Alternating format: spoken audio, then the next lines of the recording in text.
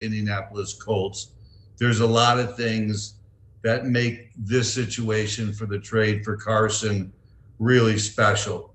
And I really feel that it's a rare long-term answer that you're able to achieve through a trade. It doesn't happen very much. There's short-term answers that have been achieved through trades. Of course, there's long-term answers. Brett Favre, others that came in through a trade that set the tone for many years to come with franchises. But I really feel that with Carson coming in, he's a veteran, but he's a young veteran. And I tell you, the excitement in the building and talking to Frank Reich, I wish you guys could hear his voice and the things we've talked about to this point, because I really don't see a lot of weaknesses in Carson's game, in his leadership, and everything he brings to the table. I think they're all strengths, all a main reason that he was a second pick in the draft, a main reason that he was really close to having that incredible year of being an MVP and Super Bowl champion. The injury came in, those things happen, but he's healthy and he's very excited to be here, and we're excited to have him. Mike Chappell. Jim, all that you've talked about, the fact remains that he was available, a 28-year-old quarterback was available for reasons. Does it give you pause that he's coming off a not a good season and you guys can kind of be that fresh start that he needs? Well, let me say this, Mike. Going through this process that began when we were looking at what option we might go in, Frank Reich and I and Chris, we really had some long conversations, just really addressing that question and that question mark, if you will, that you're raising, is why is he available? Is this some sort of trap for the franchise that might not be successful? You become very, very cautious and try to look in every direction to try to find the right answers to make sure that you feel the direction you're going in is one, like I said earlier, that's actually set up for us to have great success with this trade. And I really do feel, I can't emphasize how strongly I feel that Carson is the man for the job for the Colts at this time. And believe me, there's been a lot, as you guys know, with the quarterback situation that has happened over the last 3 years. And to get someone that I really do believe, and I do believe this, after looking at this game for 50 years and seeing guys come and go at that key position, I really think that he can be that guy that's the centerpiece and the guy that's going to be around with these teams that we put together for the next decade that give the Colts a chance for greatness. I really feel that. And I honestly, when you dig and look for things that could give you pause, it's really hard to find those things. Carson's just viewed as an outstanding competitor, a great teammate. You talk to the equipment guys, the trainers, the people that really work day to day with the players. He's greatly respected and really is just known as a guy of tremendous work ethic, character, and has all the skills. Is really, when you talk to Frank Reich and hear him talk about him, I couldn't be more excited. I know sometimes, is it too good to be true? With trades, you have to be careful. That's all very true. But I want to emphasize, we had some long, hard conversations over this past month or so, really trying to vet this thing through, is if it's the right direction to go in. And in the end, we felt it was. And let me say this, once we made the trade and things have gone forward, we feel more than ever that it was the right move. And of course, a lot has to happen as training camp, mini camps, and the preseason starts, et cetera. But boy, we really feel even better now than let's say 2 or 3 weeks ago. Zach Kiefer. Hey, Jim, I want to ask you about free agency. And we know how Chris approaches this. We know how it's a disciplined approach. With some holes on your roster and with some extensions coming, has there been a push? Do you feel like there needs to be some holes addressed? Or are you guys going to be okay approaching it this way and being very disciplined moving forward? Because there's some questions that need to be answered, that's for sure. Well, there's no question. I think that, first of all, I think Chris Ballard does an incredible job of finding ways to fill those holes the right way. In other words, also protecting the cap so you don't get in a precarious situation down the road. And I feel also very confident that as the time goes along, better deals come along, that you can get guys done and fill some holes. I think there's a few holes that need to be filled. You guys have mentioned them, obviously, tackle, corner. But then you get into more ideal situations, like with us when we had Bob Sanders and Dallas Clark. I mean, when Dallas came in, that changed things a lot because he was such a dynamic player, going with 2 Hall of Fame wide receivers and a Hall of Fame quarterback and a Hall of Fame running back in Edgerrin. So we certainly are looking for more dynamic players to give us greatness, dominance, if you will.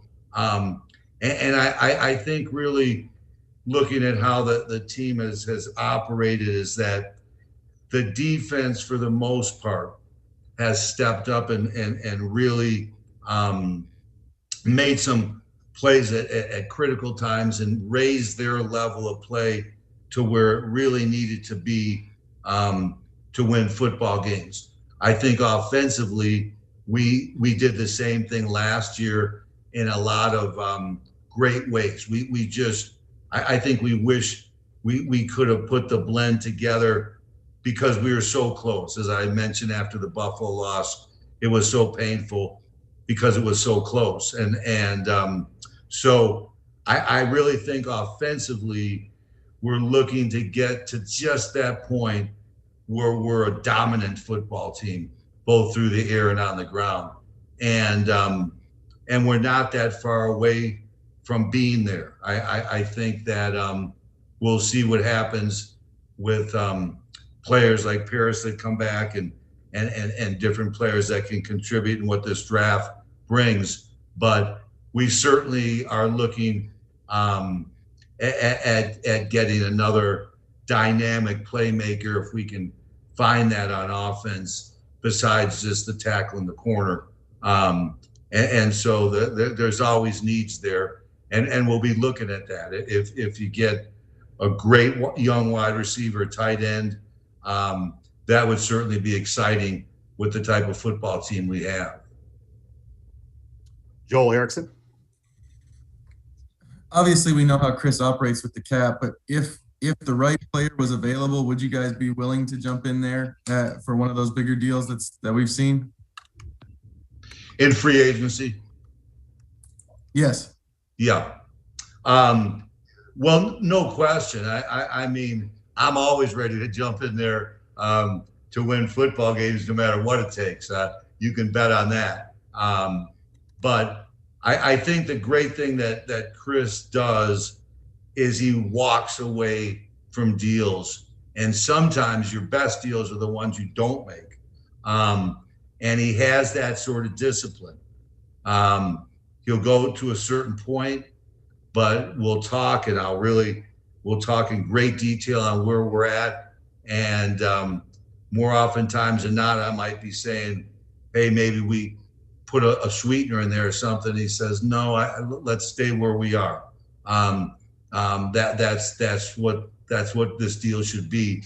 And I really give him a lot of credit, because believe me, for general managers, it's very, very hard to find a guy like that who's really disciplined when you're right at that 11th hour and trying to pull off a big trade, and you want to do it, and your head coach wants you to do it, and your owner wants you to even do it, but you say, no, let's stay pat, we'll be okay.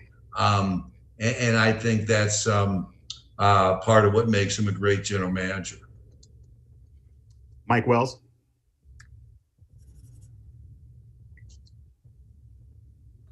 Oops, sorry, I pulled the whole not muting Jim. Hey, Jim, I got a two-part question for you. The first one is, what is it about Frank Reich? You guys you've brought in quarterbacks. You had Andrew, who came in, who had dealt with all the injuries, didn't know where he was at mentally too, but Frank got him right. Phillip Rivers, people question what he had left in the tank at 38 years old. You guys had a decent year out of him. Now you have Carson Wentz, who people question where he is at mentally and physically after what happened last season. Why is Frank the right kind of guy for these quarterbacks? Well, I think obviously you guys know the history of his career, the type of experience he has both as a player and as a coach, what kind of man he is, his intelligence, all the things that quite frankly make him, one of the top one or two or three, maybe the best in the league at developing and grooming quarterbacks at this point. I can't think of anyone better. I mean, Bruce Arians certainly is right there, and even a mentor to Frank. But he's special, and he really gets an understanding. I mean, he's very realistic on saying, how can I make this player be the best Carson can be, period. I don't think he tries to make the quarterback something they're not. And he really is a great asset to the franchise, because he's a great head coach with his leadership and his whole overall looking at the football program. But I tell you, in this league, we know we're quarterback driven. And when you have a coach like him who really gives a quarterback the best chance to be great in this league, that's really special. And I think that's one of the attributes that I feel make us real Super Bowl contenders is his talent to be able to elevate a quarterback's play to its very highest of levels. And that's what you're always looking for. You're always looking for guys to play as well as they can, and you let the chips fall where they may after that. And then I was going to follow up and ask you, we've been talking about free agents. Where are you guys at with T.Y.? Is there still a chance that he could be returning back? I think no question. I think that look at where the cap is at this point, being reduced, and how teams throughout the league, some have cap problems and have had to work hard just to get down to the cap. So I think it's an environment where, we see guys signing for different amounts. And I think there's going to be an opportunity for us to get something done with T.Y. I know I really would love to see T.Y. back. He's a special Colt player. And whenever, we could see a guy like that come out to play with Carson, to have our fans be able to embrace him for another year, because he's really one of the most loved Colts players on the football field, period. We'd love to have him back, and we're going to work hard to have him back. But it has to fit in the context of the roster, which makes the most sense to make us the best football team possible. And so I know Chris is working hard on that, And we have optimism there that can happen. Jim Aiello. Hey, Jim. You mentioned kind of already earlier the challenges of 2020, no fans and the cap going down. I'm just curious, how has that affected the way you guys do business maybe this year versus in previous years? I know we've heard team owners in other sports say that, it's made things tough. Well, really, I think I've looked at it as an opportunity to make sure we keep our standard of excellence right where it's always been. And as an owner, sometimes if you go out of pocket on something, to make sure you have that sort of level of commitment and greatness, and everyone in your organization feels that's really important to me. I mean, guys, I really love to win. Maybe I just hate to lose too much, but I mean, I'm in it to win football games, and I'm going to do everything I can in my power to make that happen. So it's never going to be a question of, do the Colts, are they committed enough dollars to winning football games? That's never going to be the question. We're always going to be out there trying to do everything we can for greatness on the field, and at the same time, that's still managing it. So with the cap, and when you have, to me, as you guys know, one of the most important things is signing your great players that are going into their second contracts. That's something that's critical, and we did that in the era before with Reggie and Marvin and Peyton and Dallas, and the list goes on, Tarek, Glenn, Jeff Saturday. So we always have a focus on that, and making sure we don't get an imbalance, and that takes us by surprise. So that's really important.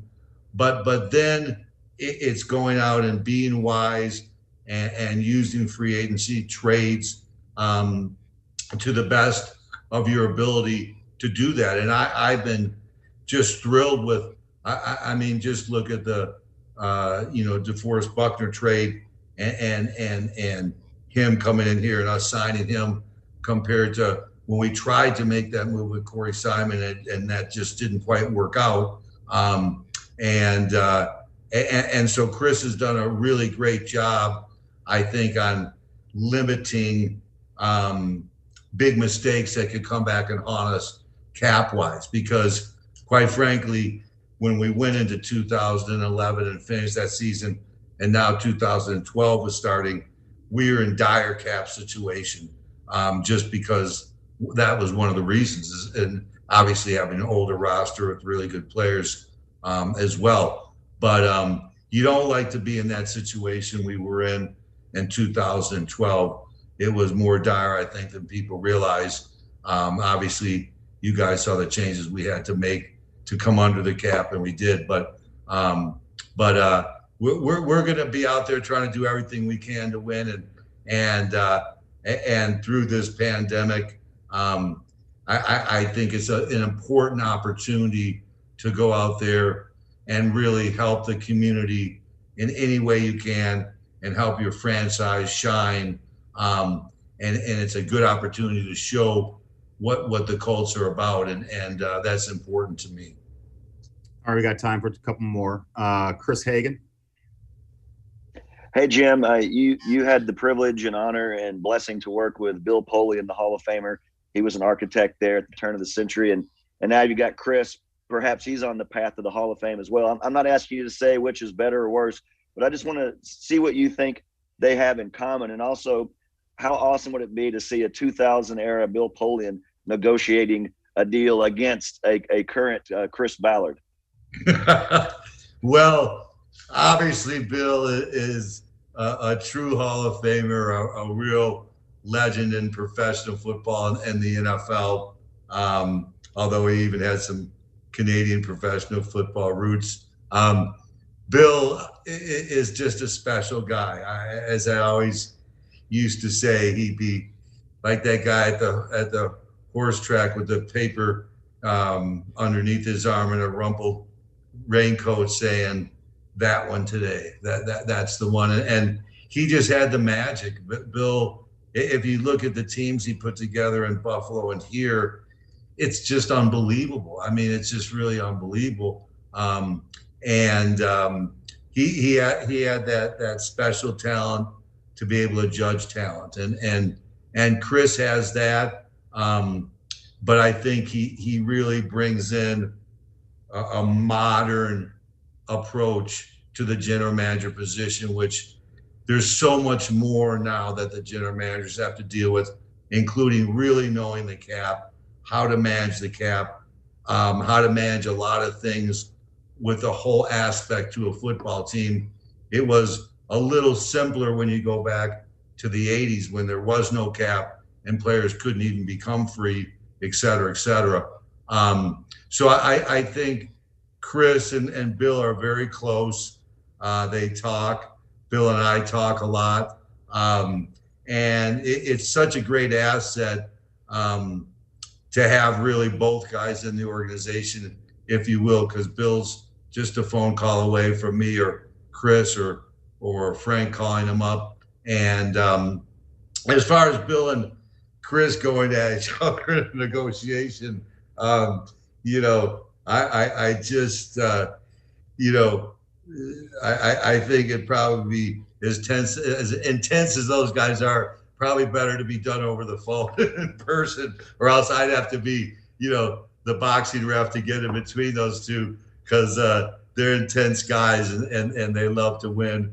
But they're great competitors and good friends. And as a franchise, you really feel blessed because I do feel Chris is on that track. I really do. I do feel Frank Reich is on that track. I really believe that you will see a golden era develop as we go into this decade, sitting here in 2021. I believe it with all my heart and soul, and there's good reason to believe it.